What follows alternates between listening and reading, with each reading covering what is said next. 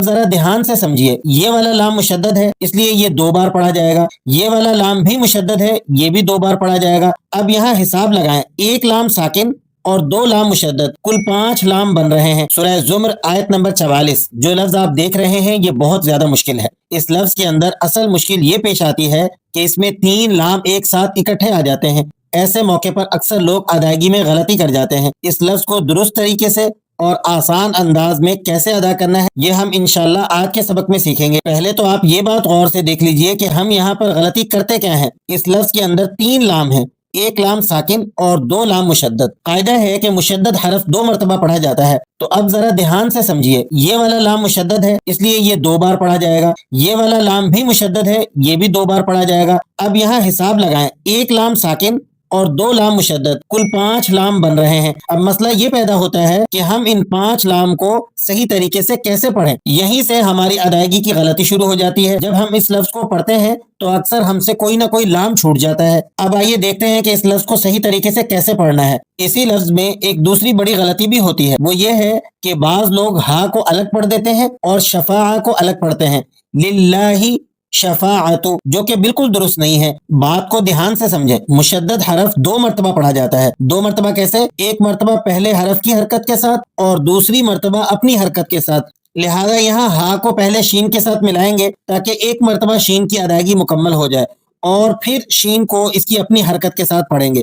اب ہم اس لفظ کو بالکل آرام سے آسان انداز میں پڑھنا شروع کرتے ہیں۔ پڑھنے کے لیے ہم پہلے اس کی اسپیلنگ کریں گے تاکہ کوئی حرف بھی چھوٹنے نہ پائے اور ادائیگی بالکل درست ہو جائے۔ قاف لام پیش، قل لام لام زیر، للام کھڑا زبر لا، قل للہ۔ قاعدہ سمجھ لیں، مشدد حرف کو ہمیشہ متحرک حرف کے ساتھ ملا کر پڑھا جاتا ہے اور درمیان میں آنے والا ساکن حرف سائلنٹ ہو جاتا ہے۔ اس لیے یہاں یہ جو ساکن لام آپ کو نظر آ رہا ہے اس کو تو آپ نے سائلنٹ کر دینا ہے اور قاف کو ڈائریکٹ لام کے ساتھ ملا کر پڑھنا ہے۔ قاف لام پیش، قل لام زیر لی، تو دیکھیں ایک دفعہ لام پچھلے قاف کے ساتھ مل کر پڑھا گیا، اب لام کو آپ نے اگلے لام کے ساتھ ملانا ہے۔ قاف لام پیش، قل لام لام زیر، للام کھڑا زبر لا، قل للہ۔ یہ جو سب سے آخر میں لام آ رہا ہے یہ مشدد بھی ہے اور اس پر کھڑا زبر بھی ہے۔ اس کی ادائیگی میں تھوڑی احتیاط یہ کرنی ہے کہ اسے کھینچنا بھی ہے اور سختی کے ساتھ بھی ادا کرنا ہے۔ قل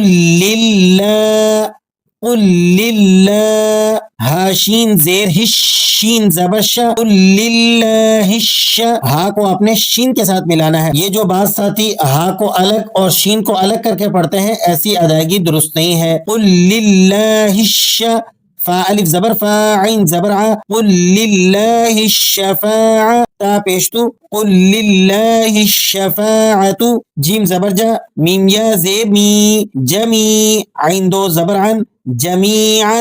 اب پوری آیت کو رواں انداز میں کس طرح سے پڑھا جائے گا وہ بھی سن لیجئے گا۔ قل للہ الشفاعت جمیعا، قل للہ الشفاعت جمیعا۔ اللہ کریم ہمیں درست ادائیگی اور بہترین تلفظ کے ساتھ قرآن کریم کو پڑھنے کی توفیق عطا فرمائے، آمین۔